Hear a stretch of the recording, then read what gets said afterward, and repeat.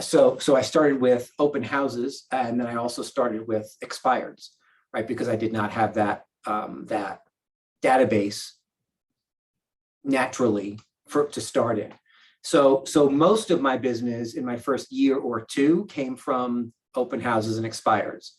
About 2 years in, I had built a database out of past clients and out of people I met, and my son started to go to daycare, so I could actually go to work because I was home with him for the first almost 2 years of his life, and then as I got into real estate,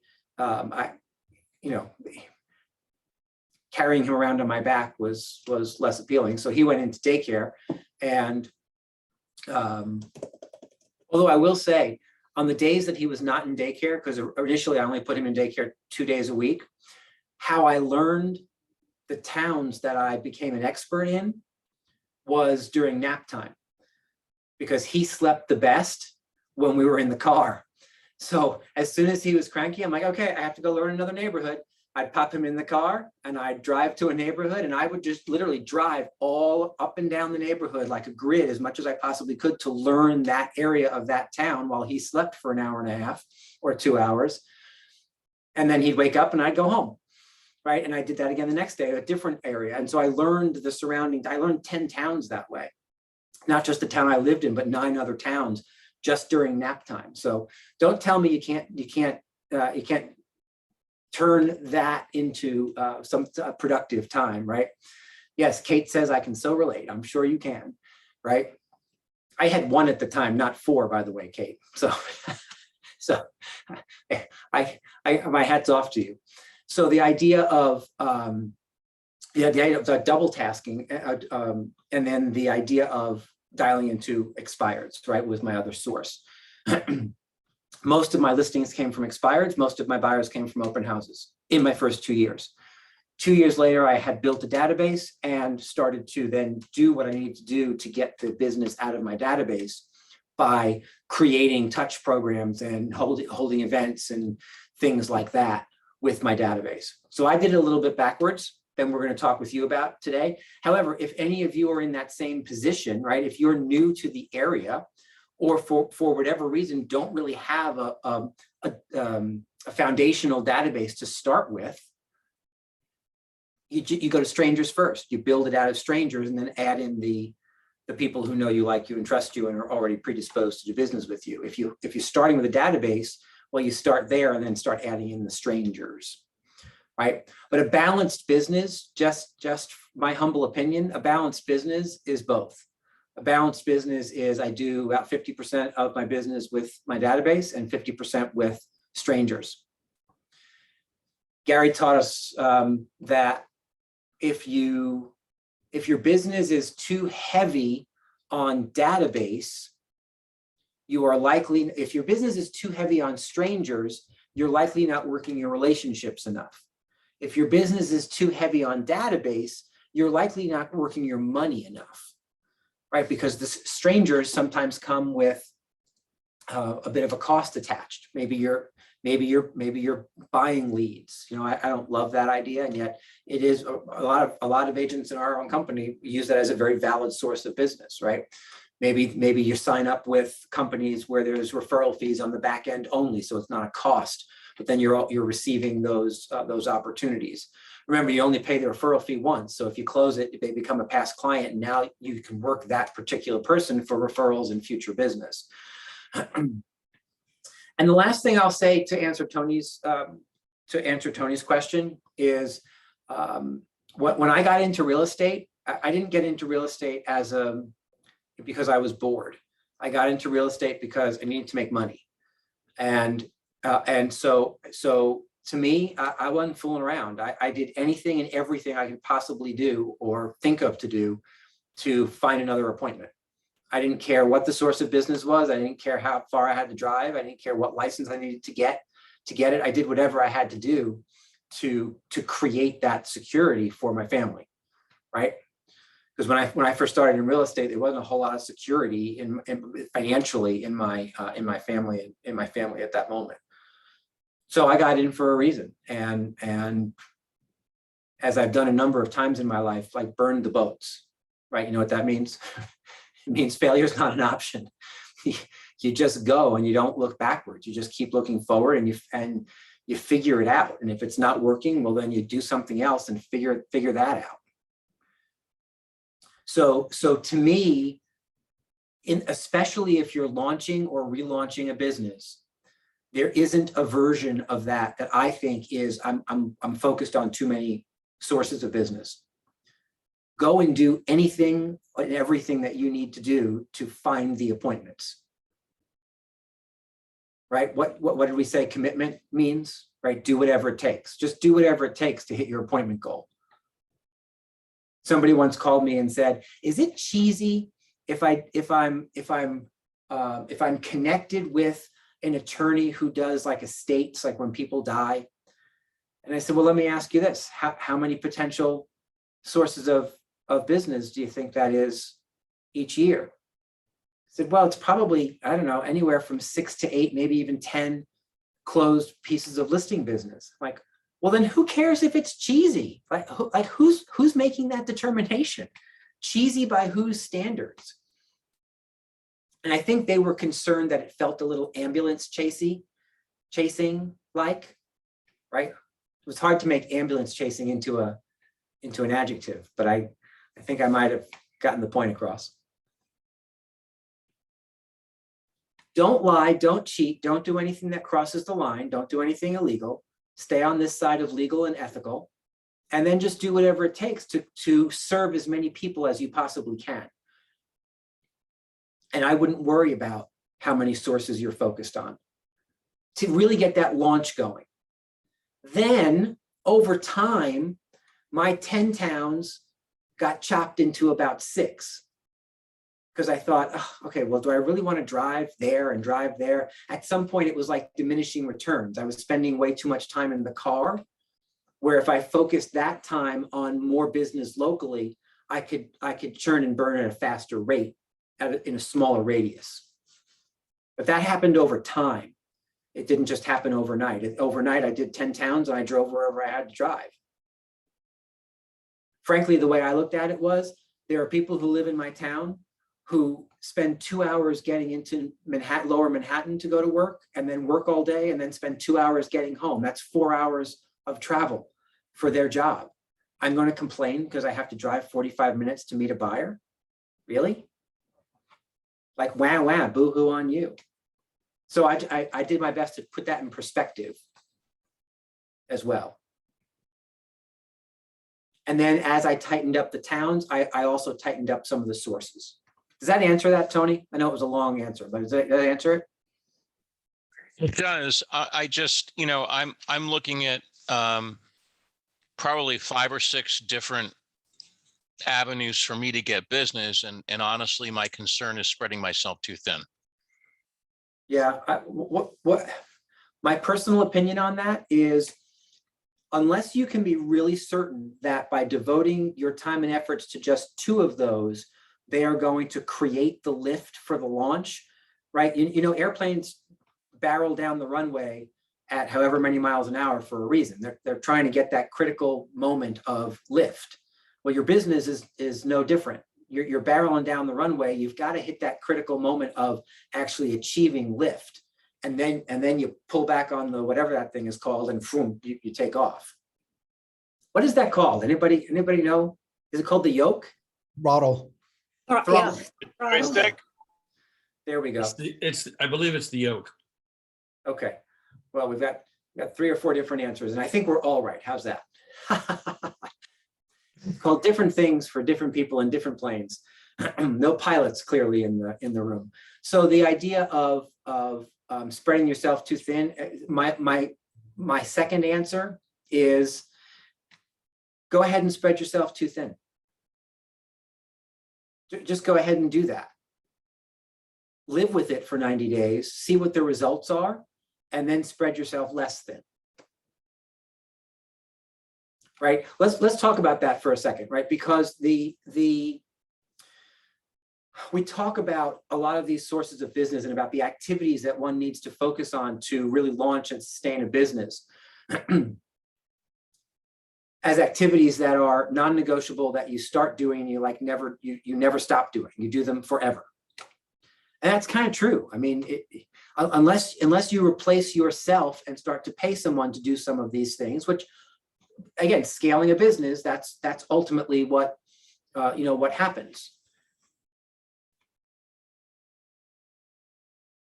You find other people to do the things that you used to do yourself, and you just simply pay them to do it. You leverage your money for time.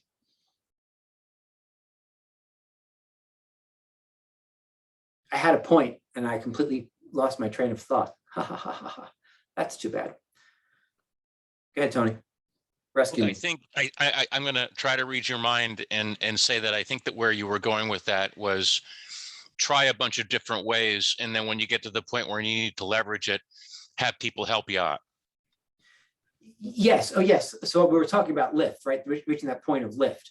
And so the idea is you can then start to leverage some of those sources to other people, or recognize that in the 3 to 6 months that you've been spreading yourself thin, well, these things had a better return than these things. So now you're going to shift your focus and maybe steal some time from the things that didn't quite have the best return, right? Your time is just like any other investment.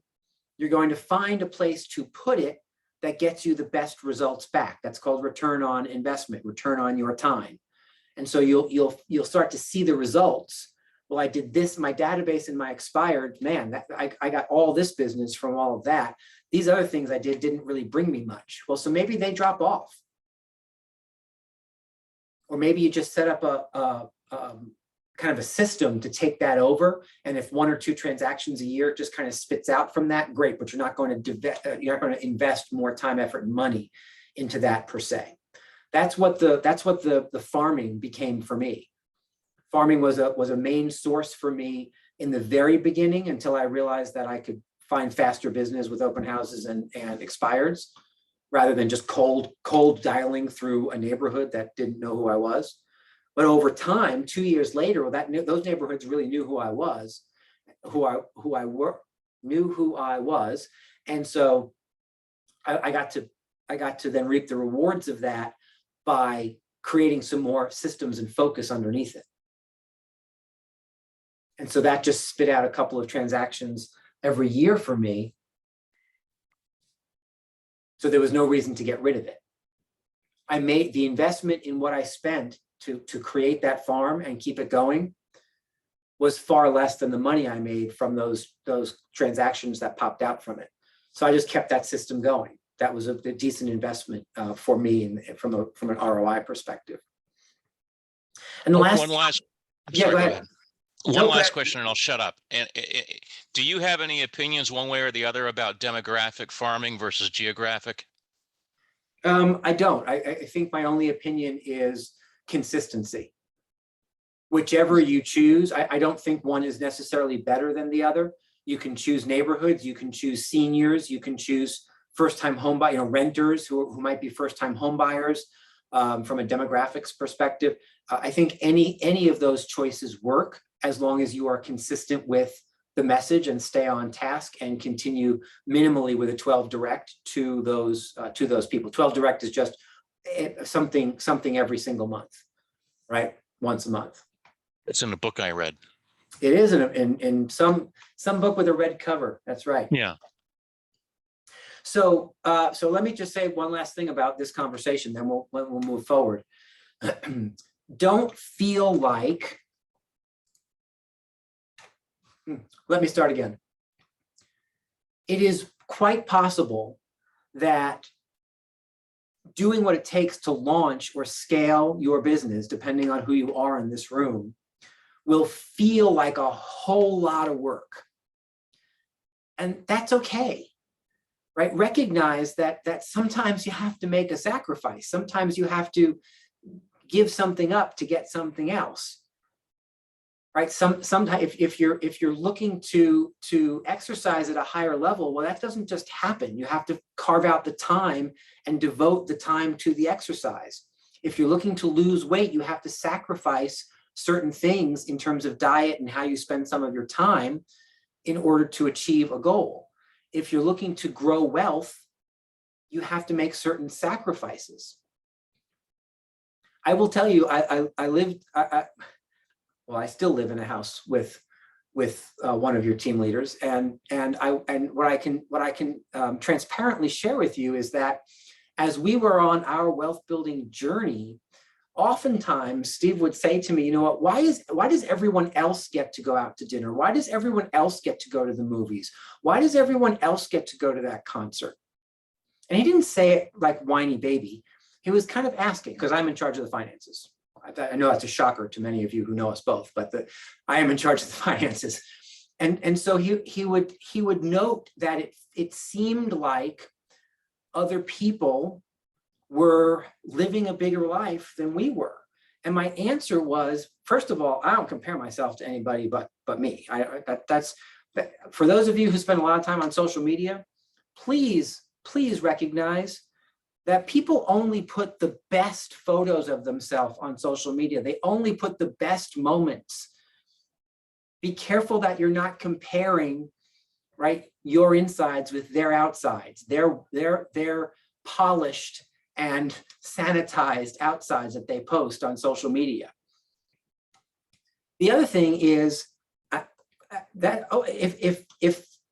if that's true, if we live a smaller life, it's only because I'm a big Dave Ramsey fan, and Dave Ramsey taught me to live like no one else today so that tomorrow you can live like no one else. And what that means to me in one word is sacrifice. Do things today that other people are unwilling to do. Don't spend that money. Don't buy that thing. Don't go out for drinks, on every Friday night. Bring your lunch, right? Instead of buy lunch every day. All of those things were things that we used to allocate dollars to buy assets. By the way, including these market centers. It doesn't cost no money to open a market center, right? But we had to allocate all those dollars. We weren't born into, bazillions of dollars. And as a matter of fact, when we moved to Connecticut, we made very, very little money, which is why when I got into real estate, I had to make money because we had started to have kids, right? So what's my point? My point is, accept the sacrifice, accept the challenge of sacrifice, because it's only for a short period of time. Accept the challenge of sacrifice, do the things you know you need to do to create the habit, and then it doesn't feel like sacrifice anymore. Right? I run 25 miles a week, come hell or high water, and it doesn't feel like a sacrifice to me anymore. As a matter of fact, if I don't run my 25 miles in a week, I didn't, because of reasons that don't matter, I didn't get to do on Saturday morning my normal 8 to 9, so I could follow it up on Sunday with my 6 to 7, because 15 over the weekend is my deal. So Monday morning, I didn't come to the office, and I thought, well, now I have to make up for something. So I got to run 10 miles on Monday morning. That doesn't feel like sacrifice to me anymore. It doesn't feel like I'm doing something that I don't want to do. And for those of you who know me, I don't love running. Steve loves to run. I don't love to run.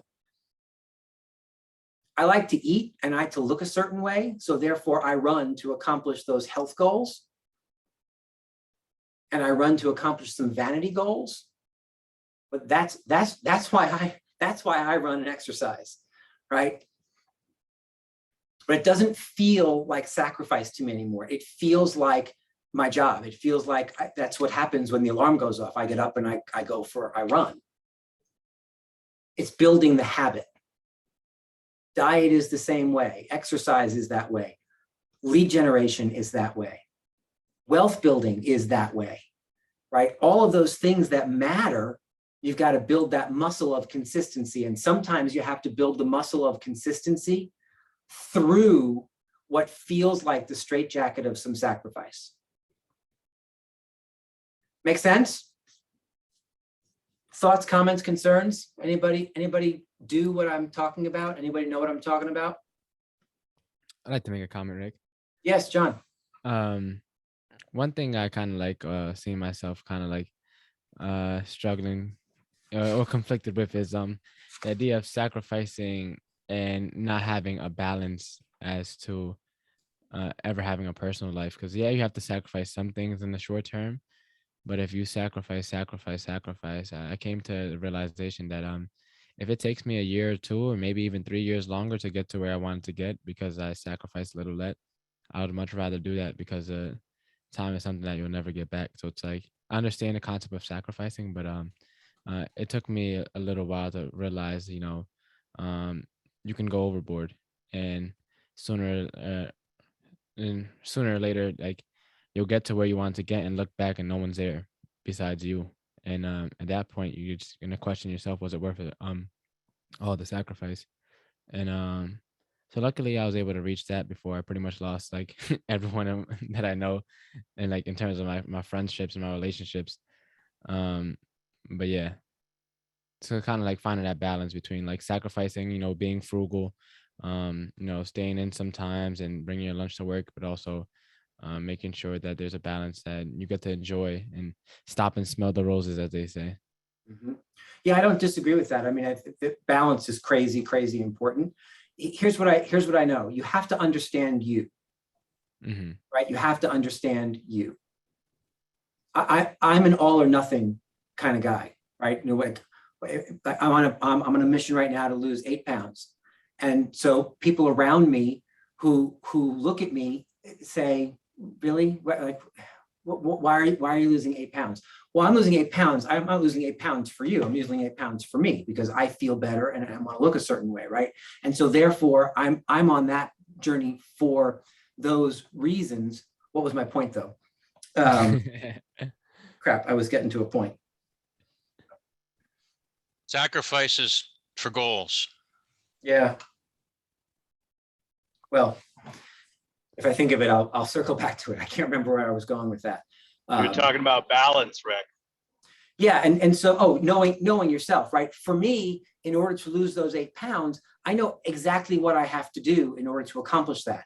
And people around me sometimes think that that's extreme, the things that I do to accomplish those goals. Except for me, it's not a matter of balance. It's a matter of achievement, and then I'll go back to balance. And so for me, being out of balance and then back in balance is how I can funnel and channel energy and commitment and discipline and all those other things that it takes to achieve into kind of a narrow lane. And then when I get there, I'll come back into balance. That's what works for me, right? You have to understand you. For some of you, that sounds like torture, right? That's okay. You'll figure out your way of maintaining that balance so that you don't not want to do, right? Because the second you have that thought of, you know what, screw it, I don't care enough to have to go down this road. I can remember an interview with Hugh Jackman when he was playing the Wolverine for most of the 2000s into early 2010s, right? For that 12 or 13-year period that he played the Wolverine. And somebody asked him in an interview once he finished whatever that last movie he did as the Wolverine was, do you have any plans, do you think, of going back to this character? And he said, no, if I never play this character again, it would be way okay with me. And they said, why is that? And he said, because I'd like to eat something other than a small piece of chicken for breakfast, lunch, and dinner every day, right? Because in order to look like Hugh Jackman looked in those movies, you have to be willing to do the things that cause that to happen, right? That's a business lesson. Are you willing to do the things that cause success to happen, to cause the results that you're looking for to happen? It is easy to look around and say, wow, they sell a lot of real estate. I want that. Be careful. Typically, what you want is the result of that. You have to do some research to see if you're willing to do the things that it actually takes to create that. Donna, and then we are moving forward.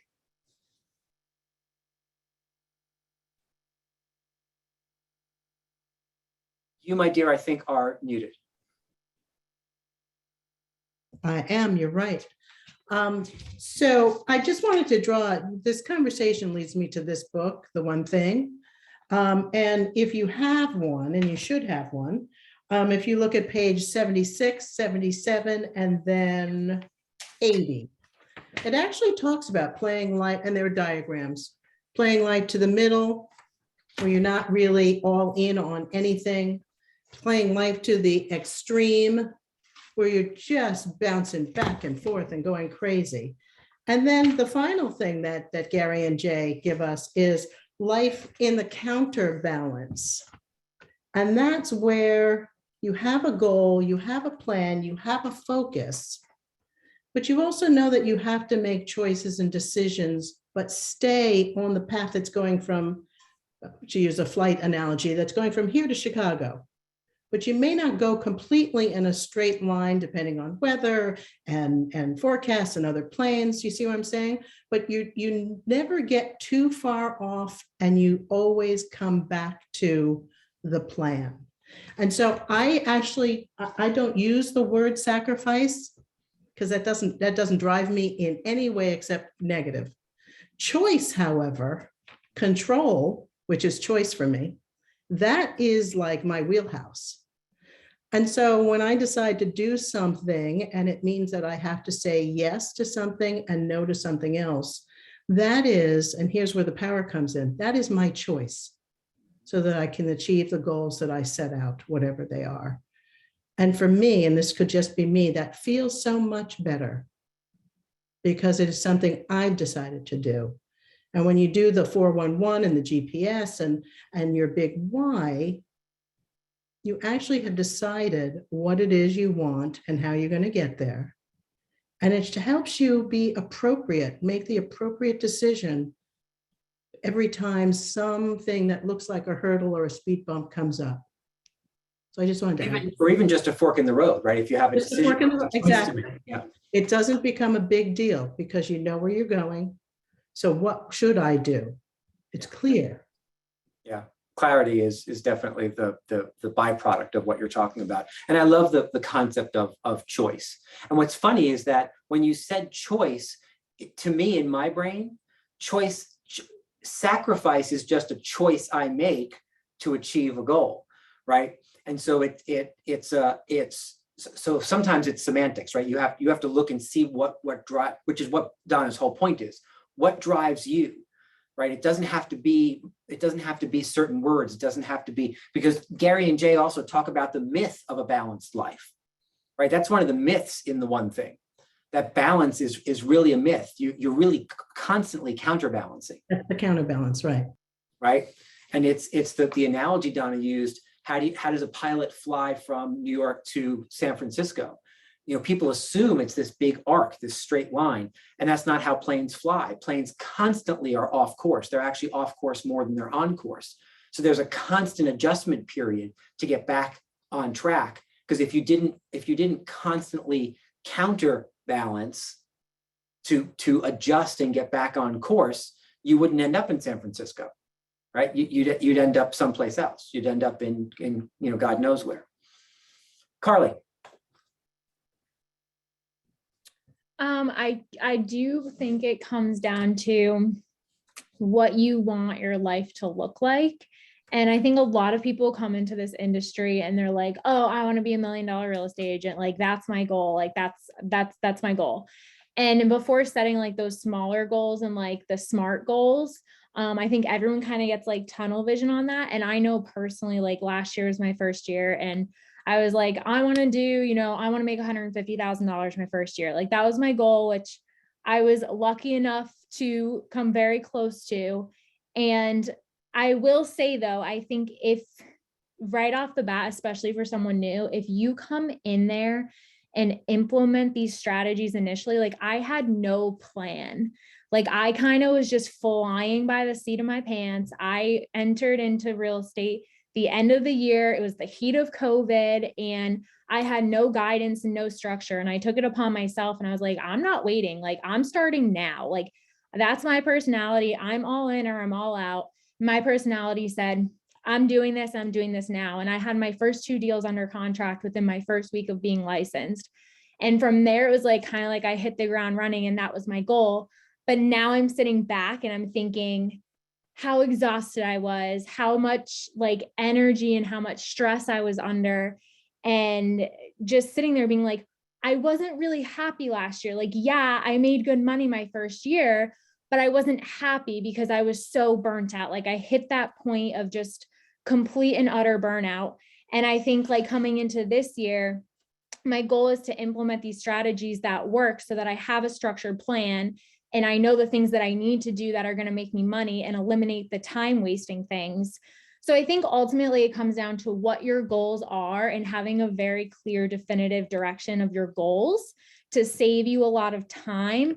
And for me, my goal is not to be $1 million real estate agent. If it happens by implementing these strategies, that I can be happy and live the life that I want to live, which is, have that leverage to be able to have deals just rolling in and have like a little team under me, and then be able to volunteer my time and to give back to the community. Like that's kind of where my goal is. And if I can achieve that by just having strategies, like that's like kind of my ultimate goal. And I always was an all-in type of personality, but I'm realizing now it's like, you don't have to be like all or nothing, like life or death. Like you can have this quote unquote balance, but have it in like a strategic way where you can have the life you want to live, but also make the money that you want to make. Yeah, I don't disagree. And where I just to kind of wrap all this up, the aha needs to be that having a strategic balance is kind of the definition of counterbalancing, right? It's creating that balance strategically, knowing that nothing is ever really balanced in one way or the other, and you're always kind of moving from one to the next, right? And I think that between what Donna said and John said and Carly said, I would underline all of them by saying systems just simply solve all of the whatever that might need to be solved in order to help you continue to move forward and grow. Because the idea of exhaustion or burnout or dissatisfaction or whatnot doesn't come from being overworked. It comes from doing the wrong things for too long a period of time, right? When you're doing the wrong things don't create the results you're looking for. The results you're looking for make you happy. If you're not getting the results you're looking for, right, or you're not getting them the way you want, because it is possible to close a lot of business and be unhappy with how you're closing it. Maybe you're choosing to be in business with the wrong people, right? So you're still closing transactions, but you're working with all the jerks, and maybe you don't want to do that, right? So it boils down to systems create choice, and then choice creates opportunities for different results. Can I just throw something in there? Because you just like hit a nerve on that one.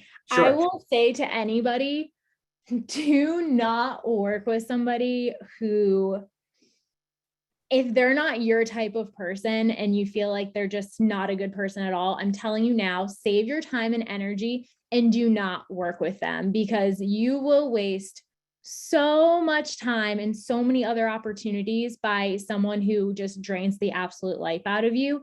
And that was my biggest lesson this past year. Like, I will never work with somebody who made me feel the way that this other person made me feel. Like, I felt like I was a prisoner. And once you see that flag, leave. Forget the money. Like, the money doesn't matter. Money is going to keep coming to you, and you're probably missing out on a lot more money by dealing with somebody who is taking all of your life and energy right out of you. Yeah. For any Harry Potter fans out there, we call them the Dementors. They suck the life right out of you, right? All righty. So let's dive into Power Session 2. We're gonna spend some time in Power Session 2. If you want to follow along, we are starting in Power Session 2 on page 15. And we're going to spend some time discussing database and the importance of building and working from a database. And page 15 talks about being inundated with notices from companies whose websites you visited, or companies you've ordered from, or someone that you had a phone conversation with. Or I don't know about the rest of you, but what I notice is if my phone just happens to be in the middle of a conversation I'm having with someone else, that all of a sudden ads for those kinds of things pop up. I'll tell you a crazy story. About 4 years ago, my brother called me and said, I'm in the hospital. I have some weird thing going on with my leg. We can't figure out what it is. I'm going to be here overnight. Jen's home with the kids. Can you do me a favor? Can you bring me a couple of things? And he named a couple of things. And one of the things that he wanted was a white chocolate almond Snickers bar. Now, I had never heard of a white chocolate almond Snickers bar, but that's one of the things he wanted. And he's my brother, and I was in the hospital. So I said, sure, let me go and get that stuff. I'll stop at the store. I'll get you whatever you need. I'll be down in an hour. I give him his stuff. 2 days later, they figure out what his leg problem is. He comes home. Everything's all fine. Within 24 hours, I started to see both on Facebook and I'm not making this up. This to me is like the freaky, crazy world we live in, right? Ads for white chocolate almond Snickers bars. Now, what you might say is, well, that's just your RAS, right? Everyone understands what the concept of your RAS, your reticular activation system. It's the part of your brain at the base of your spine that's responsible for kind of spotting the things that you want. It's like going to the store and buying a yellow Volkswagen, and on the drive home, like all you see all over the place are yellow Volkswagens. You never noticed that before. That's your RAS. That's your reticular activation system at the base of your spine. It's part of your brain. It's the part of your brain that is the seeker, right? You tell it what to look for, and it goes and finds that for you. So it is certainly possible that those ads would have popped up anyway.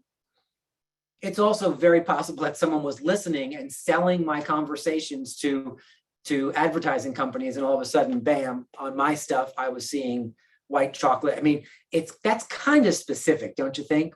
White chocolate almond Snickers bars within 24 hours of having a conversation with him about white chocolate almond Snickers bars. And you know what? I don't think it was a conversation now that I think about it. I think it was a text. I think it was written in my texts. So what's my point? My point is businesses understand that capturing mind share comes before capturing market share. Your business is no different. And so I want you to really, really double down on the concept of what am I doing? What activities do I have in place to capture mind share with as many people as possible? Starting with my database, because my database is a collection of people who know me, like me, and trust me, and are already predisposed to do business with me. However, even that group of people doesn't always remember. They don't wake up in the morning thinking, oh, I better call Rick, the real estate agent, today, just to say hi. They don't sit down and put their scrambled eggs on a plate thinking about you and your real estate business. That's just not the way it works. Right? I'm as compelling and awesome as each of you are. That's just not the reality. And so you have to do things to remind people who you are and what you do. And so the idea of constantly pushing things out, right? Anybody else on this call get something from Kohl's in their mailbox like every single day? Maybe every other day, but every single day. Oh, here's a 30% coupon, come and spend it. Here's a 10% coupon, come and spend it. Here's a buy one, get one free thing. Here's an ad for this. Here's a reward because you've been with us for this long. Here's a reward because it's Tuesday. Here's a reward because all those different things. What do they know? They know that at some point, if I wake up and say, I need to go and buy some sheets, or I need to go and buy some bath towels or whatever, they're capturing mind share from me so that they can go and get market share from me when I go to their store. Do you see the point I'm looking to make here? How are you capturing mind share with your database? Right? What kind of touch program do you have?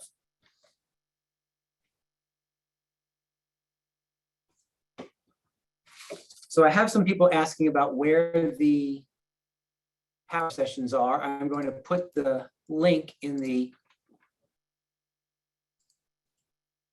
I'm going to put the link back in the chat. So if you want to grab it, you can. There's just a Google Drive that you can grab each of these on, and there's the link for it if you'd like to. Yes, John. I was gonna say that in terms of like the capture, the mind share and the market share, that's like one of the things that really stuck with me from the first Ignite session I took back at the end of last year.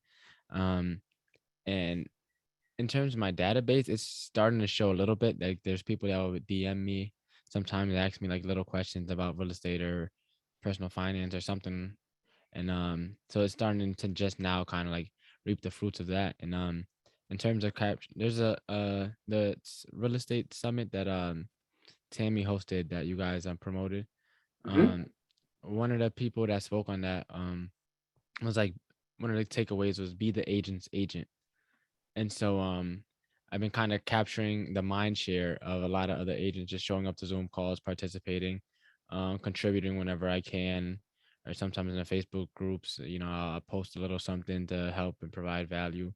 And a lot of these people that I've actually never met in person, it's like almost like it seems as if they know me, as we met and we grew up together, because I'm contributing so much. I'm always showing up and showing my face. Yeah, you got it. And that's it's kind of the key, right? It's again, it's mind share. You're capturing mind share. And you do that even more powerfully when it's not just, a postcard or an email, right? You're actually showing up in person. On 17 in Power Session 2, at the bottom, it talks about your database being your most valuable business asset. Right. One of the first classes that I think Gary Keller ever taught real estate agents was a class called Your Business is Your Database. And those are back in the days where Gary's database was in a card file, right? And he had a written card for every person. And he knew that he needed to touch those people a certain number of times in any given year to create repeat business and referrals, because people didn't wake up in the morning thinking, oh, gee, I have to make sure I give Gary a real estate referral today, right? Because again, that's not the way the world works. However, the world does work from the perspective of, if you're constantly reminding people who you are, where to find you, and what you do for a living, how you can assist them, when opportunities pop up in their world, i.e. they're at Thanksgiving with a niece they don't see very often, and the niece says, guess what? I'm so excited. I'm moving out of my parents' house finally. Oh, wow. What are you going to do? She said, well, I'm not sure yet, but I'm going to go and buy a condo, I think. And then you just happen the week after Thanksgiving to make that check-in phone call to see how that person is doing. And they say, well, you know what? It's actually interesting you called, because my niece needs some real estate assistance. Would you mind if I connected the two of you? Right? Those aren't coincidental happenings. When I was lead generating really consistently, I can't tell you how many times someone would say, I can't believe you called me. You're never going to guess. We just got word we're being transferred, or I just heard somebody this, or my son needs that, or my mother needs this, or we're just about thinking about buying our first investment property. It's not coincidence.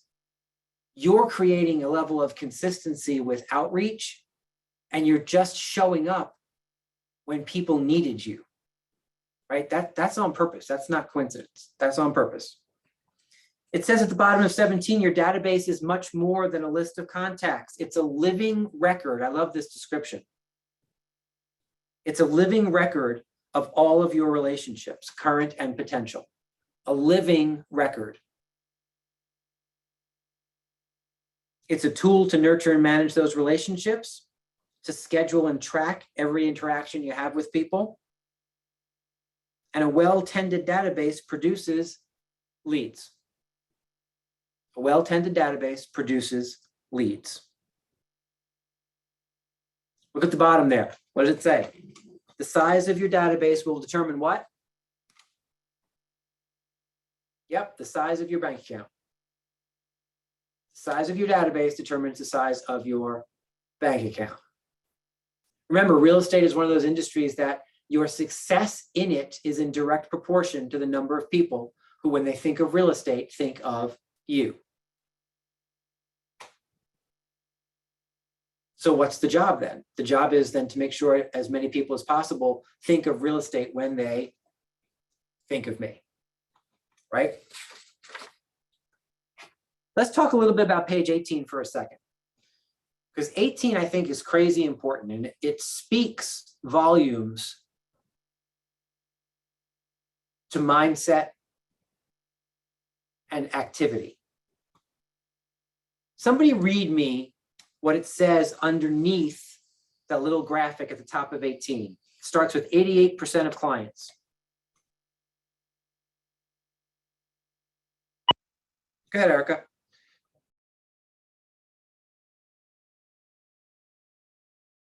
Or anybody else? 88% of clients would use their agent again. Only 12% do. Yeah. What does that say? Well, it says a whole lot, right? What are your ahas from that, Barbara? That we're not staying in touch with our clients.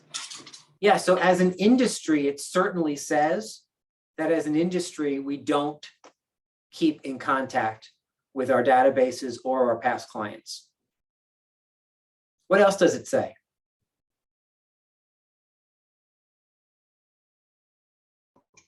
Out of mind, out of sight. Out of sight, out of mind.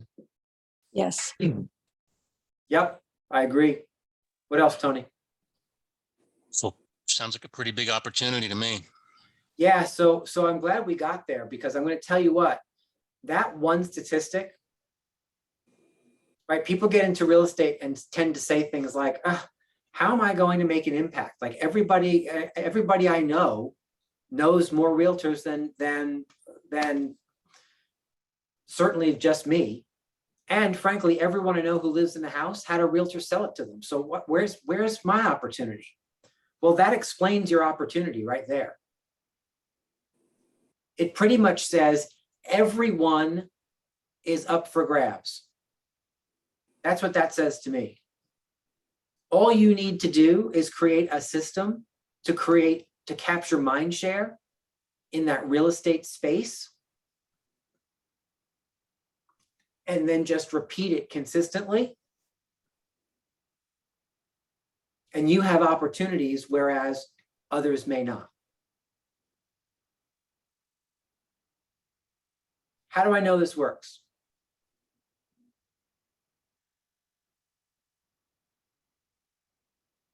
Experience in your business? Well, yeah, so I know it works because I've watched it work personally and with many of you. Right, you get to choose. I talked about creating a farm before, right? You create a neighborhood that you're going to market to. Let me give you this example. There was, I don't know, 10 years ago or so, they ran a study, a test out in Boulder, Colorado. You know, out in Boulder, Colorado, how subdivisions are like, they kind of build a wall around and they put up 400 homes, and all the homes are kind of the same except for what side of the house the garage is on, and do you have the upgraded refrigerator or the whatever. But it's, you know, and it's the Lincoln and the Jefferson and the Washington models. You know what I'm talking about. Well, they went to one of those little subdivisions, those walled little subdivisions, and for 12 months they marketed John Smith, the realtor, to those 400 people. And they discovered two things after 12 months. They went back in month 13 and said to each of those 400 people, I'm curious, if you were to list your home tomorrow, who would you use? And like 35% of the respondents said John Smith. Now, here's what's interesting. John Smith didn't exist. They made him up. It wasn't a real human. They just took a picture of some guy, called him John Smith Realtor, and marketed under his name for 12 months. Then took a poll. 35% of the people said they would list with John Smith. Here was the more fascinating stat. About 20 to 25% of the people, when asked who sold you your home that you're currently living in, their answer was John Smith. You know, the same guy who doesn't exist, who could not have possibly sold them their home. So if you think those kinds of marketing messages, that kind of consistency to capture mind share doesn't work, just look to things like that. Right? Each of you, if I asked you to name two brands of soda, you wouldn't hesitate with Coke and Pepsi. If I asked you to name 2 or 3 more, some of you would struggle. Some of you would be able to do the 2 or 3 more. However, the answers would be way less consistent. Some of you would go down like the 7-Up and Sprite avenue. Some of you would go with like Diet Tab. Some of you would go with root beer, right? Maybe some Fanta fans out there. If I asked you to name 2 brands of toothpaste, most people come up fast with Crest and Colgate. The Aquafreshes and the whatever else is, they're not quite as dominant. If I asked you to name two styles of potato chips, what's interesting is that, generally speaking, you get Y's, and then there's a whole, like some Lay's comes up, right? Or maybe it's Lay's. Sorry, Lay's is the number one.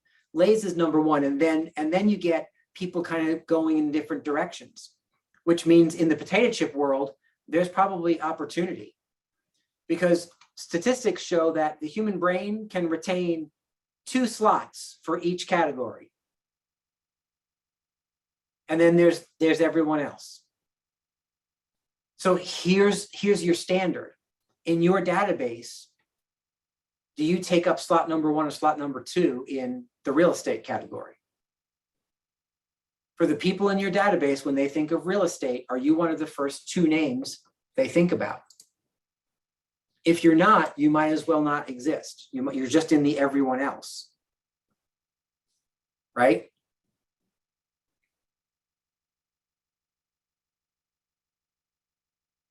The other way that I can prove to you that this kind of statistic is opportunity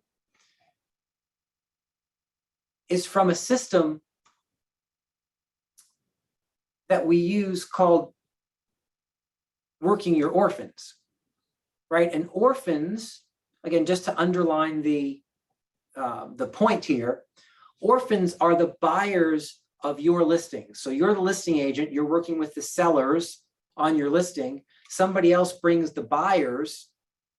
Those buyers at closing, we now call them orphans, because this statistic says that more times than not, the person who sold them that house is not going to follow up with them. The person who sold them their house is not going to check in on them and see how they are, not going to offer them opportunities to utilize a vendor list or whatever, right? So we'll talk about this as another source of business, but orphans represent a huge opportunity to convert the people who bought your listings into your own clients with a system that captures mind share because of this statistic. Let me just ask a quick question. After the closing, does agency still attach? Or after the closing, is everybody kind of free game, fair game? Yeah, fair game, right? So let's dive further into your database. First and foremost, I want you to recognize that every single one of you has a database. already. It looks like this.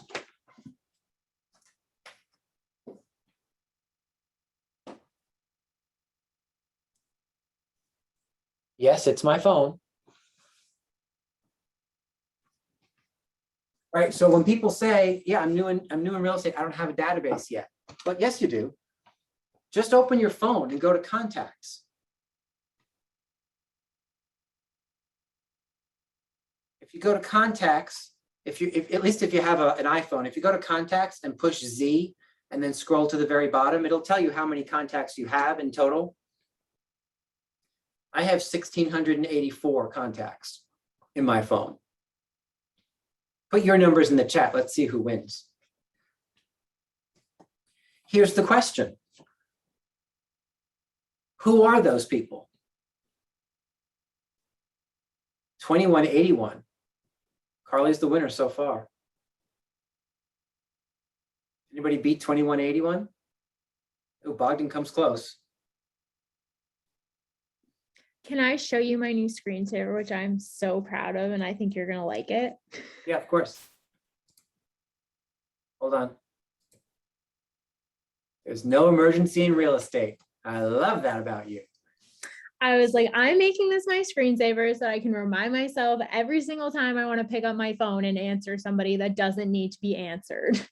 Brilliant. I had someone today ask me, hey, do you know what electrical company services or power company services New London?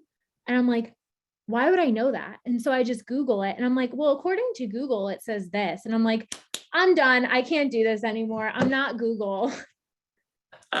And he's like, oh, I could have just asked Google. I'm like, yes.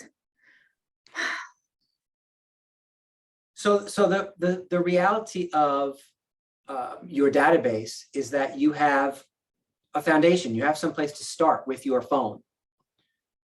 Just transfer whoever's in your phone into command. And now you have some place to start, right? It doesn't have to be a zero. And then over time, you'll just start kind of looking around and figuring out, who am I missing in here? What does that look like, right? I think it's actually in the next power session, we'll get to it a little bit later, right? An exercise where you just start kind of tracking your day. Who do you see each day? Did you get a haircut? Is the person who cuts your hair in your database? What about the other people who cut other people's hair in that same hair barbershop, hair salon place? That you see and you walk in and say hi to each time, but you go to your person. Are you capturing their information and putting them in your database? Because the person who does your hair is likely an opportunity for you to reach through to the people they work with and get referrals and or business from those folks, because the person who cuts your hair will say good things about you, right? You have third-party validation right there. So start to build out that database. Right? I love that John says he's grown like 70 people since last Ignite. Well, that's only like 2 months ago. So 70 people over the course of the last 60 days, you're putting somebody in every single day, bam, bam, bam, keep growing that database, to keep showing those people what you do and who you are and how you do it, so that when they think of real estate, they think of you. Make sense? So Debbie, can you do me a favor? Can you answer this question? When you worked with the Ignite folks last Wednesday, was there a simple way to move contacts from someone's phone into command? How does that work? I don't know a simple way from a phone into command. The simplest way is converting anything to a spreadsheet. And honestly, I don't know how to change from here to a spreadsheet. You kind of need a CSV. Yeah, I'm pretty certain that there is a way to do it. I think Scott Leroy can help with that. So there is a resource for that, because I'm pretty sure you can export from your phone into a CSV. I don't know how to do it either. Yeah. But the folks at Scott Leroy Marketing can do that for you, right? So then you can just kind of upload it. The other way to do it, just by the way, and I know this sounds a little ridiculous, is input them one at a time. What's the benefit of inputting them one at a time? Why is that a powerful way to take contacts from your phone or your kid's school directory or the church directory or your Christmas card list or wherever you're combining your contacts from, and put them one by one into your database? Why is that a powerful exercise? A couple of Because reasons, you're Rick. remembered. First, a lot of people have doubles in their phones, and second, you actually touch the contact where you're like, hey, I didn't even know they existed, or I forgot about them, and that's a good way to update yourself. Yeah, I love that, Stuart, right? So the exercise is you get to go through the database and make sure that you have all the data.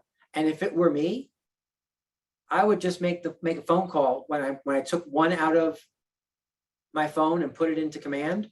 I would just follow it up with a phone call. Hey, just checking in, wanted to see how your year in 2021 was. I'm looking forward to an awesome year. The market's still roaring hot. And I'm just calling all of my VIPs in my database to see if there's any real estate needs that you might have for 2022, so I can be sure to put you on my calendar. Right? You have a perfect opportunity right now with like the whole Happy New Year thing. Call and see how they are. People still need to be checked on, make a care call, and then convert that into, I'm curious, do you think you might have any real estate needs in 2022? Again, I want to make sure I have you on my calendar. I'm calling all the important people first, because once my calendar fills up, guess what? You may have to wait till 2023. Can I give you another kind of way or reason to give people a call? We are the resource person, or we want to be the resource person for people when they have random needs.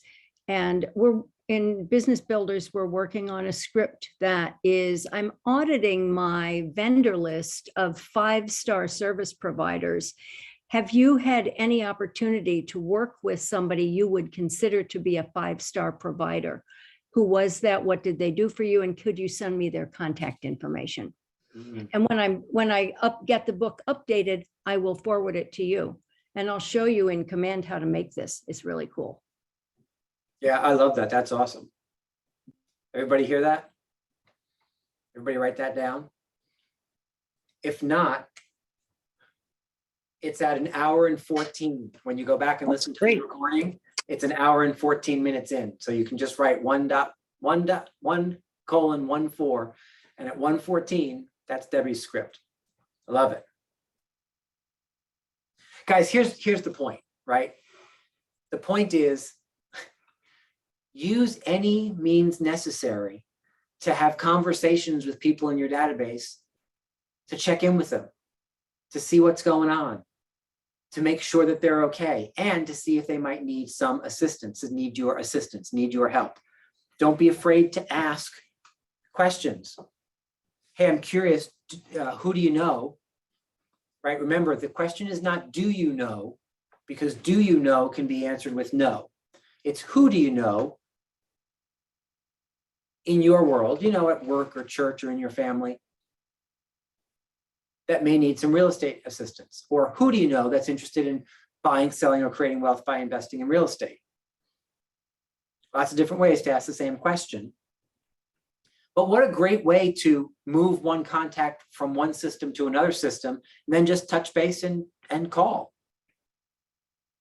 Hey, Debbie, do me a favor, unmute for another second. When you do that, right? Because you still do that on a pretty consistent and regular basis, right? Sometimes it's random. You pick people out of your database just to text and say hi to. And what are the results of that? Just in the last 60 days or so, can you talk about some of your results that you've had from that kind of simple system? So I'll text about 10 people at a time with a simple message. Actually, I've been texting hundreds of people at a time. I usually get minimally 10% response to texts. So if I text 10 people, I'll hear minimally from one, sometimes from 2 or 3. When I text to more people at a time, it's about a 10% response. And I did a blast text I had shown everybody how to do a 3-part SMART plan around New Year's, just to kind of reconnect with people. And I did a blast text, but one of the lines in the text said, "Let me know if there's anything I can do for you." And that's a line that I'm putting in every single text that I send out this year. And it's just an open offer. Let me know if there's anything that I can do for you. Have a happy holiday. It had some other stuff around it. One of my nearest and dearest friends texted me back and said, "What a sweet text." It was like she thought I had sent it just to her, because from command, it says, "Greetings, so-and-so," with their name on it, no matter how many people you're sending it to. So it was very cool. And then I also got a couple of appointments for business from those silly texts. Yeah, so I think that here's the point. Don't make it hard.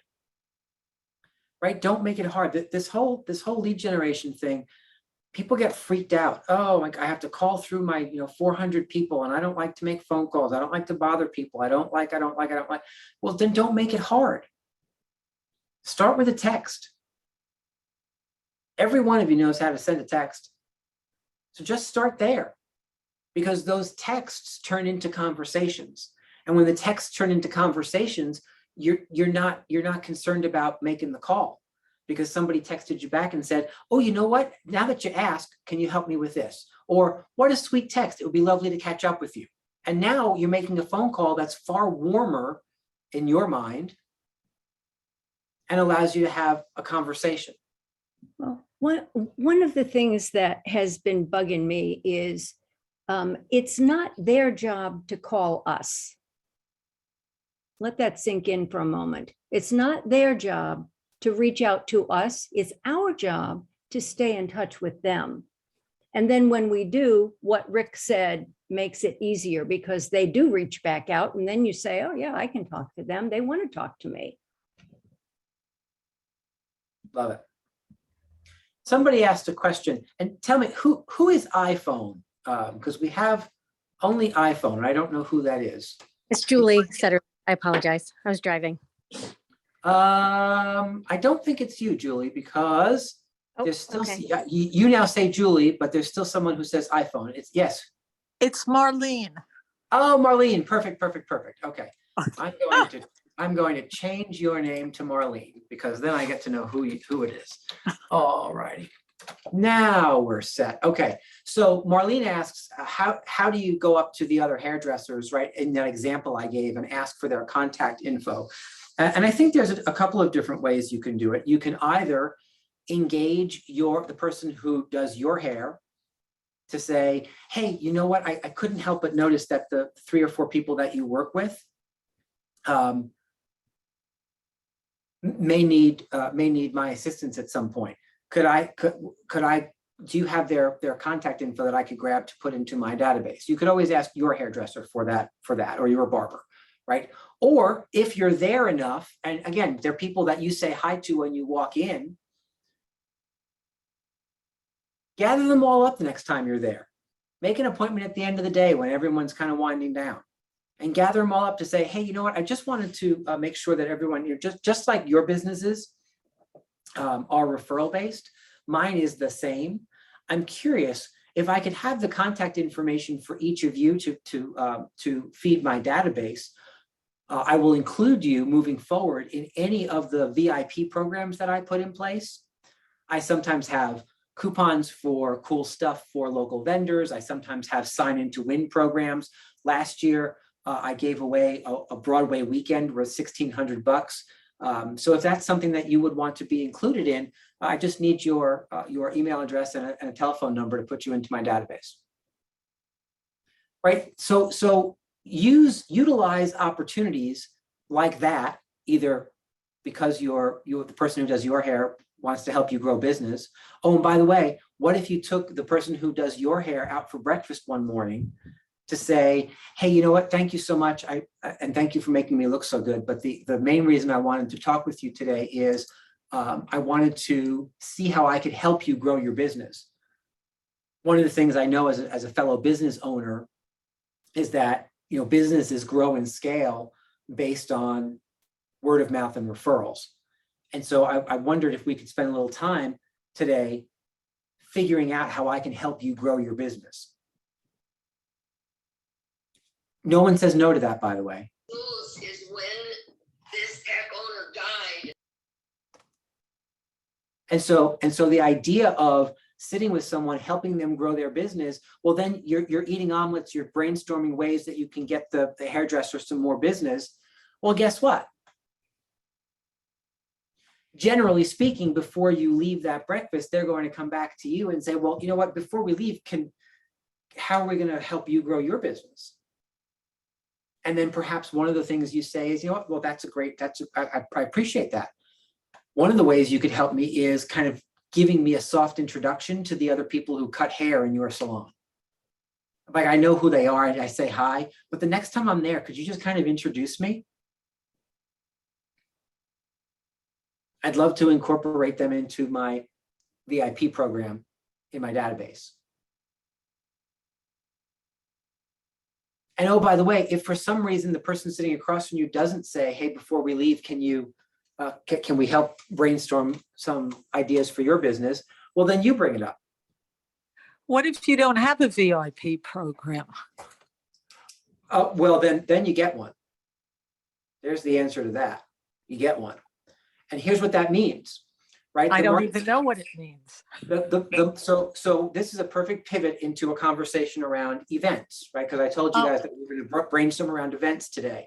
And so Marlene wins the prize for perfect segue question, because we're right there. And before we get there, John, you've had your little digital hand up. Did you have a question or something that we should hit before we go to events? Yeah, I was just gonna say, it's funny because so I have a digital business card. So instead of like me taking out my digital business card and like you scanning the QR code, I take out my business card and I tap it to the back of your phone, and then a link pops up to pretty much my information. And I was actually I got a haircut on Monday, and I showed my barber it, and he's been telling me how he's in mind to do like get into social media to like promote himself and get a business card like that for quite a while now. And I've been going faithfully to him for like 2 or 3 years now. So we're actually he said if it's okay with me to like stop by my house and have me help him set up his like social media stuff so he can get going and help him get a nice little business card set up. So yeah, so that was on Monday. Yeah, you wash my back, I'll wash yours, right? That's that law of reciprocity. Oh, scratch? Is it scratch? Oh, yeah, I guess wash would be a little weird. Anyway, look, whatever. I don't judge. So wash, scratch, whatever you're doing to each other's backs, it's fine with me. So so one of the things that many of you may not know about me is I'm not very good at those like tried and true sayings, those cliche things that I always screw them up. So luckily I have each of you too. This time I just watched Donna mouth the right word and I thought, oh, I think I screwed that up. Okay. The good news is that I didn't screw it up offensively, because I have screwed up things offensively in the past. And I promise not to do that again, at least not on purpose. So let's pivot the conversation a little bit to events, right? Because we're talking about how you stay in communication, how you stay top of mind with your database. And we are going to talk about a 36 touch program. However, before we get there, because the 36 touch program, I think is something that can assist you with your events. And so when we say events, what are we talking about in terms of events? Who on this call already does events for their database? And what do they look like, right? Because they run the gamut. So just unmute and tell us what you're doing and how you're running them. Shortened ideas so that we can then kind of create a short list, and then we'll go back and flesh them out if needed. Who wants to start? Go ahead, Anna. Pi Day was excellent. I get one listing. I just give a call. My dentist said, no, thank you. I'm away, but I have a listing for you. It was excellent. Your dentist? Dentist, yes, my dentist. And so were you just kind of randomly calling people from your database? Yes, well, I call him because we are in a good relationship. Like I am sending him sometimes patients. So we working like I'm helping him with his business. And I call him, ask him if he wants a pie. And he said, oh no, Anna, I'm not eating pie, but I have an apartment I want to list next month. So pie bring me one listing. I made calls like maybe 10, 15 people. I love it. So there's a success, right?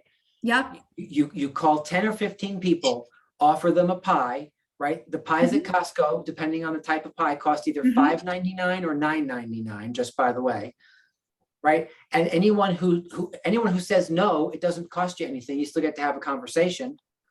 And he said no. In this scenario, the person who had the listing for Anna didn't even want the pie, but it gave her a reason to communicate, right? And he was happy. I made him happy. That's awesome, right? Yeah. So what a great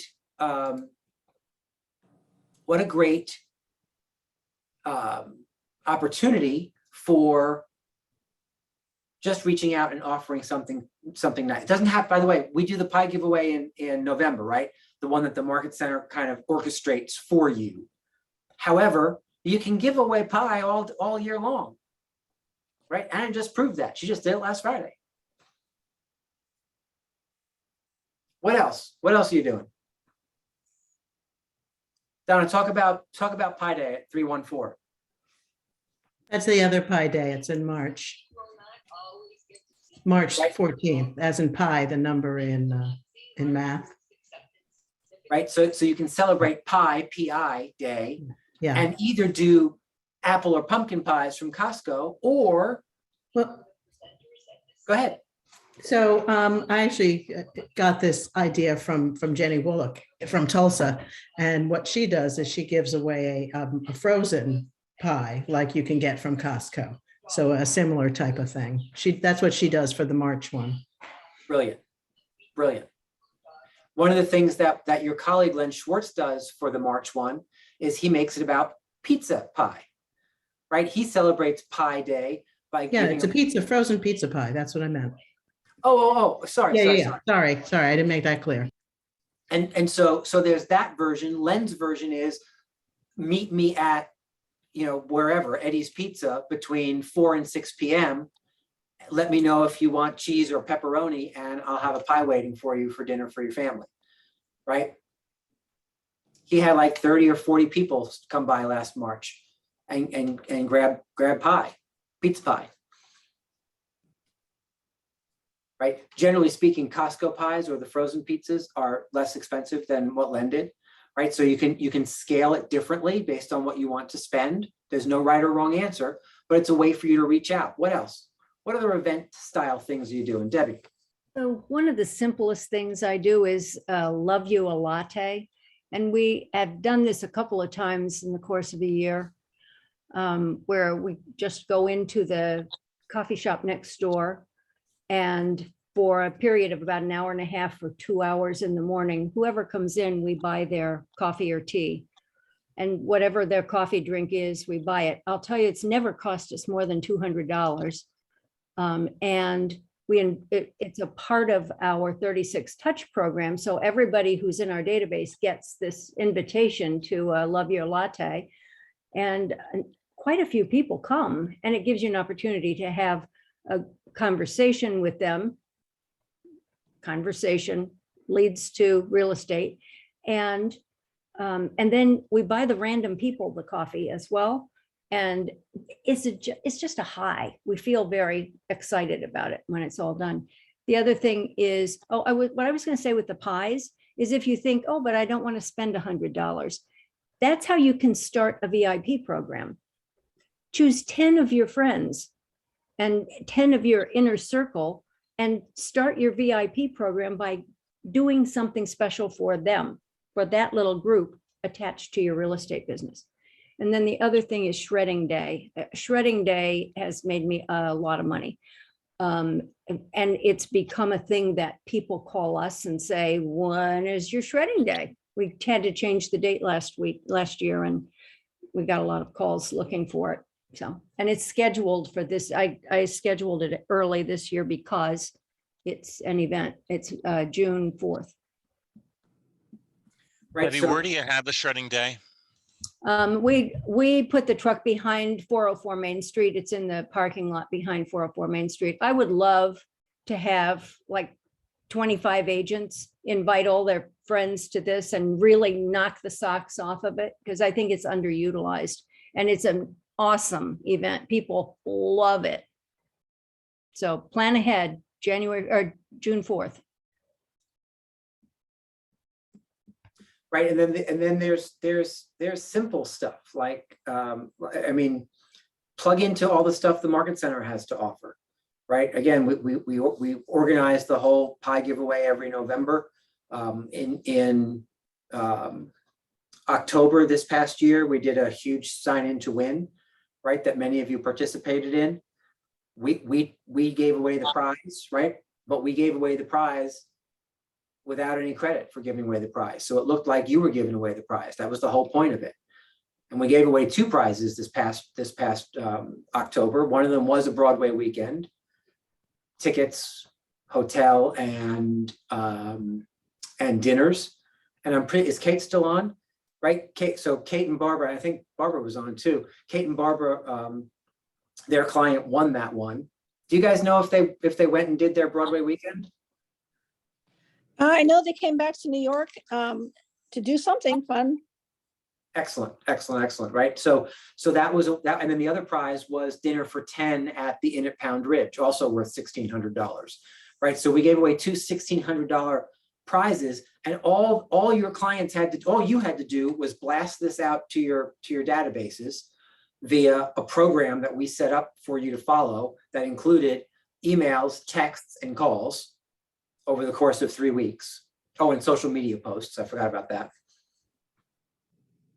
They plugged into it.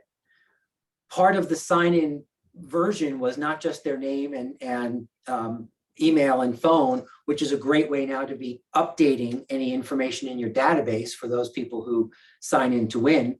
But we also asked them questions. There were 2 or 3 questions. One of them was, I'm curious, do you have any current real estate needs? Guys, we had to actually change the way we got you the information because more people said yes to that question than we ever anticipated. So now we had to get you that information even faster so you could follow up with people.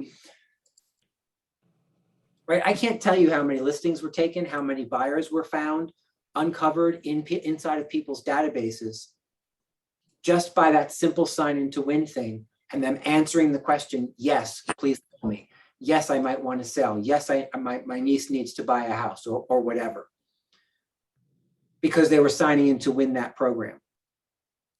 So we intend to do another one of those in March, just by the way. So watch for more information on that. Plug into simple seminars that you can either host seminars, plug into Market Center related seminars. The next one is coming up on, I'm doing an investor seminar. I just had to change the date because of something else that came up inside of our calendar. So that's going to be February 10th.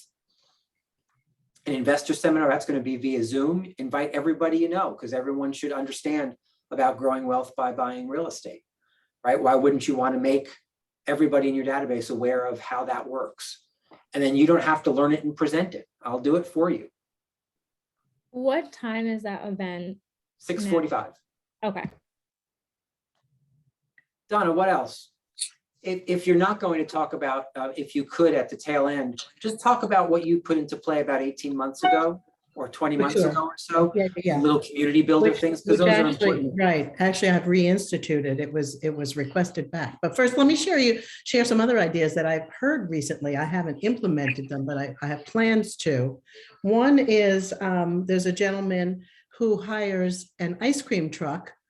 And sometimes he does it around his open houses. Now, anybody can buy ice cream from the truck when it's sitting there, but he pays for like the first, I don't know, $50, whatever, pick whatever your number. And so when he's calling around to talk about his open house to his VIPs, et cetera, database, he mentions, an ice cream is on me, obviously season appropriate.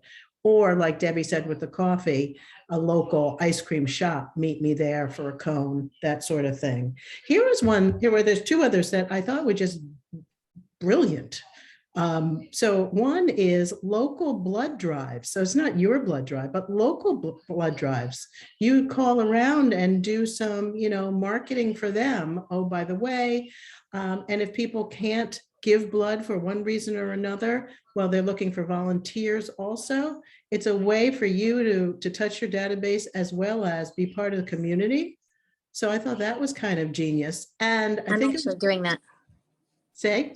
I'm actually doing that. And yeah. See how brilliant it is? Julie's doing it. And also, I think it was Jess Starr. It might have been Jess Starr who, maybe it wasn't. Anyhow, the idea was, how you can get the known traveler card, so you can go through the airport, and you also have to renew it every, I don't know, 5-10 years, I forget. You can actually make arrangements to have them do it at a certain place, and you call your database, and now you don't pay for anything, but you know that they'll have a bunch of people, and people are go and do their sign up and all that sort of thing. So those were just ideas that were a little bit unusual, attached to the community, which is also a beautiful thing. Another gentleman does the food drive, and what he does is he takes a brown paper bag, puts a flyer on it, so it doesn't go through getting it all printed, though you can do that. Sticks a flyer to it. Also on the flyer is the needs, drops it off on, calls people, say, I'm going to drop off the bag, and if you can have it back out, I drop it off Thursday, if I can pick it up Sunday. But again, and then you're donating it to the local charity. So just really interesting ideas to touch. It's after a while, your group, your raving fans or your database is looking for what's the next thing somebody's going to do. What are you going to do next? How can I be part of it? So the other thing, the thing that really quick, so I started during COVID, when COVID shut down and people were craving connection. I opened up my Zoom and I started hosting started off as a weekly cocktail party, but quickly morphed into twice a week. And there was no agenda. I didn't talk about anything in particular. In fact, most of the time I didn't talk. Show up with your beverage, adult or otherwise, of your choice, and your own snacks. And we'll just sit and talk. And often it would go like 2 hours because people just wanted to be. Some of them knew each other, some of them didn't. Did I get business from it? Yeah, I did. It was like crazy. People would call. There were times when people would start to want to have the appointment right there on the Zoom. I'm like, can we do the, I'll call you people want to be part of something. And if you're the center of it, it's good for your business. Yeah, I love that.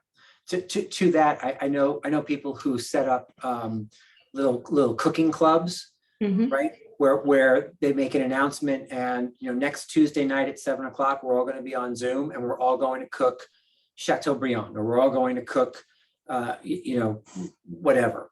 And they'll pick a recipe. They know it a week in advance, so everyone goes out and gets their own stuff, and they just all cook together, and that's a passion that they all seem to have. But again, the point Donna made is really important. When you're the organizer, right, you don't have to be the center of it, and that's the beauty of it. Right, actually give that away, because when you're not the center of it, now you're just kind of getting credit for bringing the room together, right? So you kind of hover over it, sort of stealthily, and yet still get the personal and community credit, and as Donna indicated, the business credit for it. But you don't have to. It's not like you have to show up with a song and dance each week, right? It's not your show. It's an opportunity for people to create and experience community. I love that. Anna. So maybe it's more expensive, but what school where my daughter is going to, they actually delivered some ingredients to parents who, like, I'm in an annual fundraising team. So it's like basically 10 people. So they delivered us a food, and we had a chef, and we cooked food and a drink. So they delivered vodka, and they delivered some ingredients, and it was excellent. And next day, because it's involved alcohol, everybody was happy and talk after that, like long time. I still remember it was like more than a year ago. That's excellent, actually. And it's funny that Anna, I love that, Anna. And the really important thing you said was it gave people an opportunity to talk, right? And they just talked. Here's what's fascinating. The 9 a.m. Zoom calls every morning that we do, right, Monday through Friday, those last about 15 to 18 minutes, depending on the day. And what's interesting is even if I'm not the one hosting the calls, I'm usually the one doing the background, the production. I'm opening the room, I got the music, I'm doing the whole thing on the back end. When I leave that open after we finish, there's almost always daily 2 or 3 or 4 or 8 people who hang out and just talk. And so I leave them open. I leave the room open until I either have to use the room for something else or whatnot, or the conversation peters out. Sometimes they're asking each other questions. Hey, you talked about that on this mastermind. Can you talk to me about that? Can you help me with this? Or sometimes it's just, hey, it's been so long since I saw you. How are you? Or sometimes it's, hey, who are you? You're new. I don't know your face. Tell me about you. Right? So it's just that literally that opportunity to give people an opportunity to connect. Really important. Debbie, Jeff. Yeah, I was going to say 2 things. Piggyback onto community activities. We started pedaling down that way with the blood drives. I did just some announcements out to my group with a Facebook Live last week about COVID tests that were available in Ridgefield. And I got a ton of responses from those. And I did a Facebook Live, and I also did a text to my 100 nearest and dearest. To that, while you're thinking of that, we will have a link for you. It was sent to me just before I got on with you guys. We will have a link that goes out tonight or first thing tomorrow morning for distribution of COVID tests at the state level in each community. So it's a link that you can kind of send out to your database for the same thing, saying, hey, if this is of interest to you, click here for where you can pick them up. Don't get sucked into overthinking this stuff. No. And I say that because I don't want you to think that because it's related to COVID-19, that somehow you shouldn't touch it because that could cause a backlash. Don't overthink that. People who don't want at-home COVID tests just won't click the link, right? You're not out there promoting vaccination or non-vaccination. You're not out there doing. So again, my thought is be careful about overthinking that. It's just a service, and people who want the service will take it, and the people who don't want the service will not. So we're going to be getting you that link later tonight to follow up Debbie's point. What else, Deb? I don't know if you mentioned concerts in the park. So Nope. People love music, and I swear this year we will do this, certainly in Ridgefield, inviting our friends to a concert in the park, and then we have a spread of food for them by invitation. And of course, it does spill over to other people, but it was a wonderful event. I mean, people enjoy the day, the night, they eat the food, they hang out, and it's right.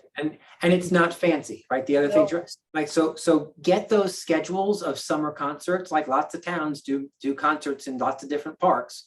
Get those schedules ahead of time, pick a night, and then just get a 6-foot hero and a case of water from Costco, and you're set. Like, again, it doesn't have to be fancy. I think a lot of times people think that it has to be, this catered affair where people are showing up in tuxes and gowns. That's not most people's real life, right? Tuesday night, a concert in the park with a ham and cheese sandwich and a bottle of water. That's people's real life. And so plug into people's real lives. There was a question that I didn't hear before. Someone unmuted and had a question. Do you want to answer? I'm not sure who that was. No? Okay. And I'll give you one last one. It's one that one of your colleagues did a couple of years ago, and he's looking to get back on that and do it again. It's an idea that I thought would kind of covered a lot of different bases, and it's partnering with a movie theater, right, to rent a movie theater for a Thursday night ahead of the release of some big movie, right? The two that your colleague did over the course of the years was the Avengers Endgame and the last Star Wars movie, the Rise of Skywalker. And he had the movie theater rented, and I say rented, except really they donated it because he didn't have to pay for it.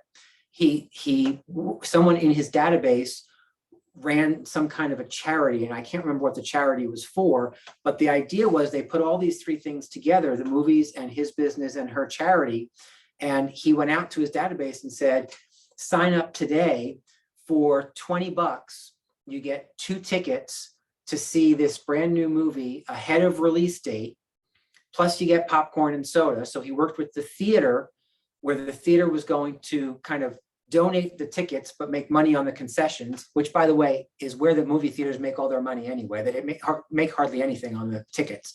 So for them to donate those to her charity, so he didn't have to pay for any of it, because people were more than willing to support the charity by buying the tickets. They got a deal. They got to see a movie they wanted to see a couple of days ahead of time. They got a deal on the tickets and the concessions.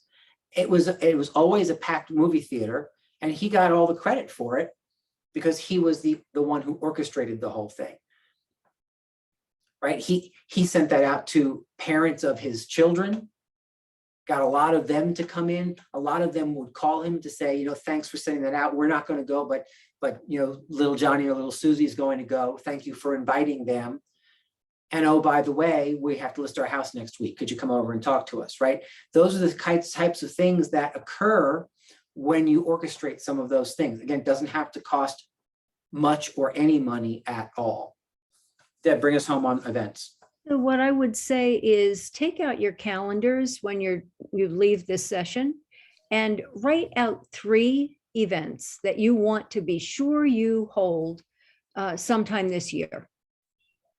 And just let them happen. I'm going to say again, June 4th is shredding day.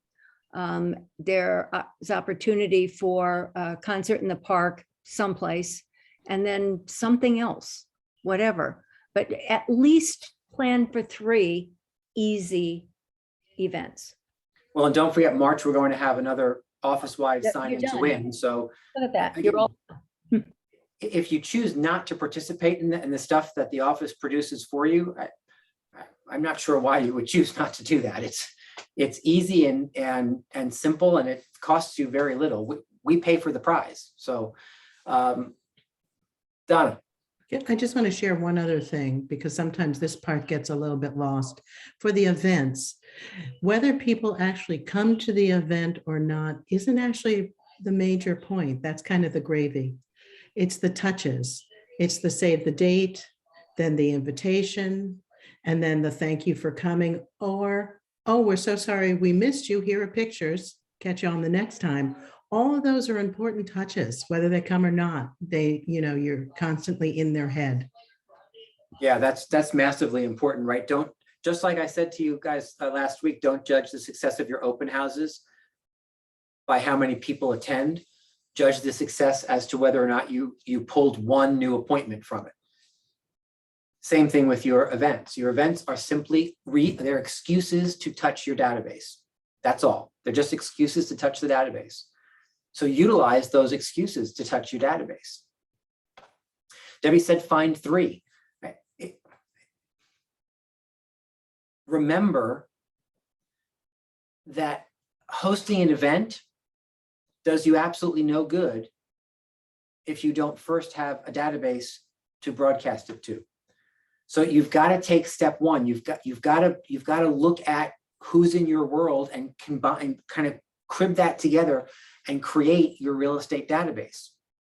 If you'll do it in command, part of our programs are we give you step-by-step instructions as to what to do and how to do it inside of Command to get that stuff out each and every time. Mass texts, mass emails, the phone calls you have to make yourself, right? But the point is, you know, we create the collateral material for you. We do all the work and then hand it to you. You just have to get it into the hands of the people in your database. But do you see, why are we spending so much time on this? Someone tell me, why are we spending so much time on events? Mass audience. So yes, A, you have a mass audience. Why else? People remember people just remember the effort that you put into it and that you asked them to be a part of it. It's really special. People want to be included, Brett, don't they? And when you're the one who asks them to be included in something, that is mind share capture. Absolutely. Why else? Well, if it's something that you can repeat, they look forward to coming again next time, and you build on that. Maybe Yeah. they'll invite a friend to come with them the next time. Absolutely. It is definitely a stepping stone, Dana, 100%, right? And even if you're not doing the same event, you can simply let everybody know that you do events quarterly, right? I'm so excited to announce our quarterly events program for 2022. Here's quarter one, here's quarter two, quarter 3 and 4 to be determined, but we're so excited about them anyway, right? Watch for more information. People start to expect it and get excited about it. And now you become a thing in their head.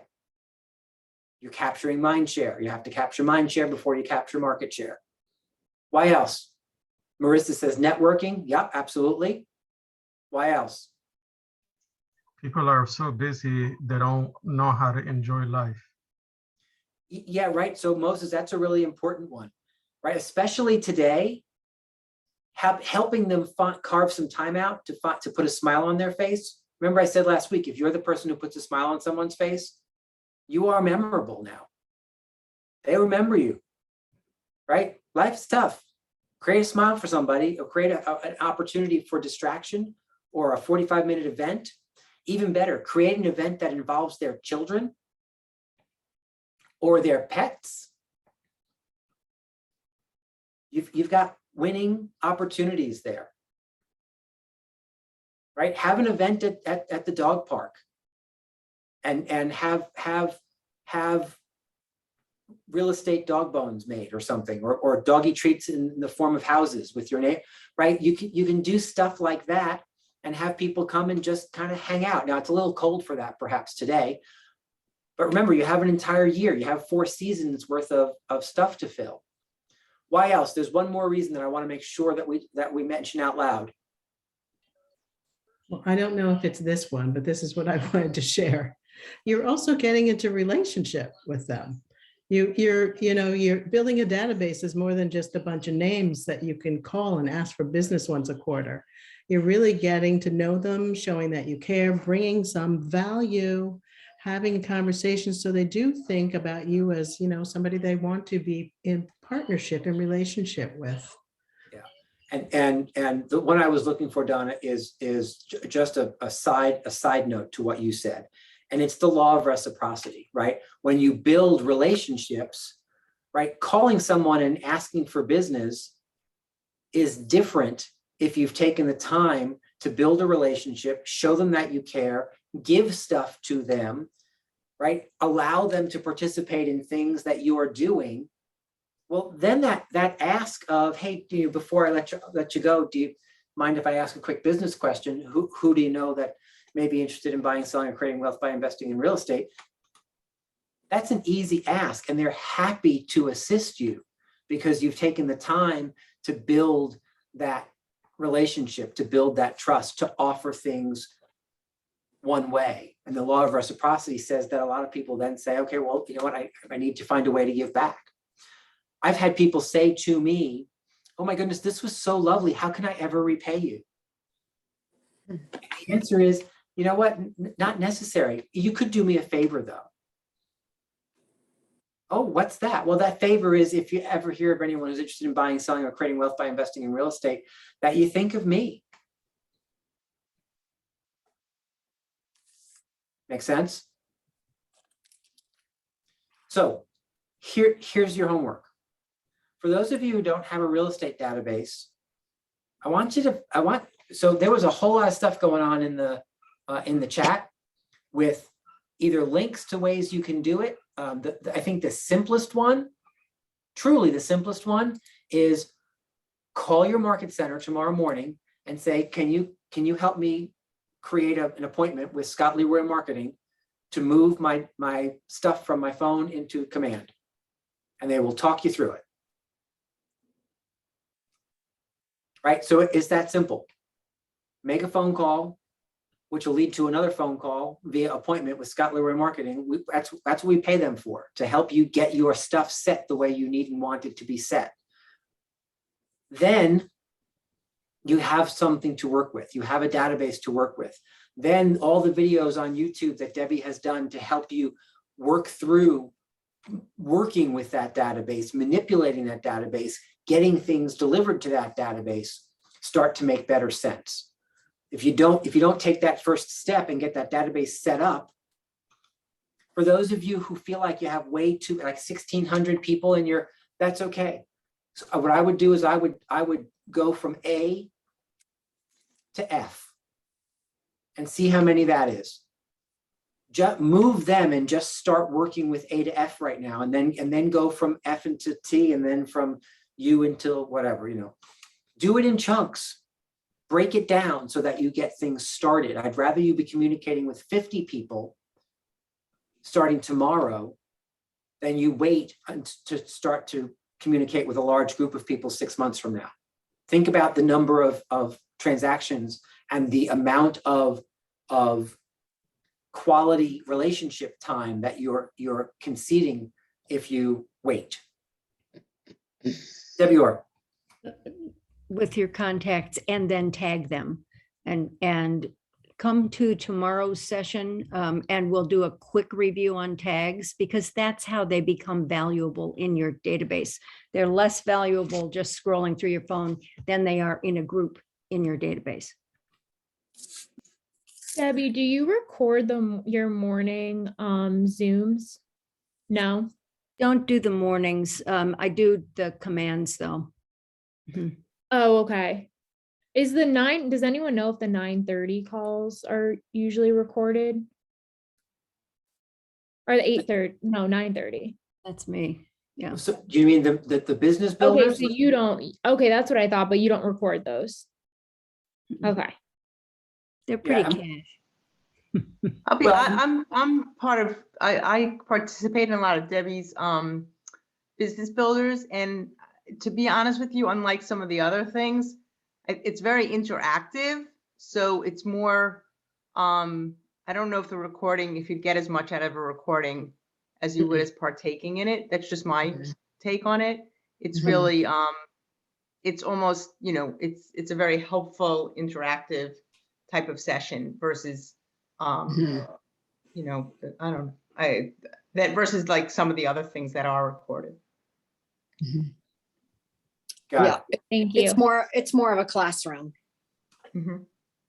All right, guys, it is 6 o'clock. So we will continue tomorrow with some additional conversation on database. We're going to talk through a 36 touch program. Now that we've had a conversation around events, feathering some of those into your 36 touch program and ways to make a 36 touch program for your database, which is really just a loyalty program, right? It's a way for you to stay in constant communication with your database and automate a lot of it. We're going to work through that first thing tomorrow, as well as talk about some systems you can put in place to make sure that you're communicating via telephone or Zoom with your database at least 4 times a year. And then we're going to move forward into open houses and expireds minimally tomorrow. So finish up database and do 2 more sources of business, if not 3 tomorrow. Same bat time, same bat channel. Remember, tomorrow is Wednesday, so you start at 3 o'clock. For those of you who are looking for some command assistance, Debbie will work from 3 to 4 with you on command work, and then I'll pop in at 4 and we'll work 4 to 6 on the rest of our stuff. Brett, last question is to you, and then we're out.